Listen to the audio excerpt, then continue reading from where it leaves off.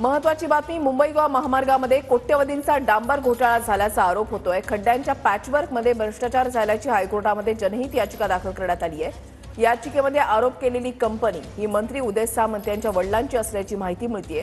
कोर्टाकडून कंपनीसह सार्वजनिक बांधकाम विभाग आणि एमआयडीसीला नोटिसा पाठवण्यात आल्यात। कंपनीसह भ्रष्टाचाराकडे जाणीवपूर्वक दुर्लक्ष करणाऱ्या सरकारी अधिकाऱ्यांवर गुन्हा नोंद करावा अशी मागणी याचिकेतून करण्यात आलेली आहे आणि या संदर्भातली पुढची सुनावणी 9 एप्रिलला होणार आहे।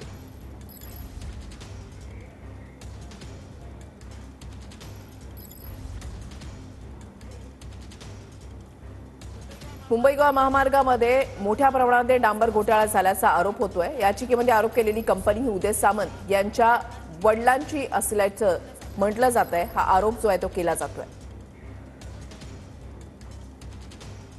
मुंबई गोवा महामार्गामध्ये कोट्यवधी रुपयांचा डांबर घोटाळ्याचा आरोप होतोय। तळंकाटे ते वाकेड दरम्यान खड्ड्यांच्या पॅचवर्क कामामध्ये भ्रष्टाचाराचा दावा करण्यात आलाय। रत्नागिरीचे माजी नगराध्यक्ष मिलिंद कीर यांची हायकोर्टामध्ये जनहित याचिका आहे।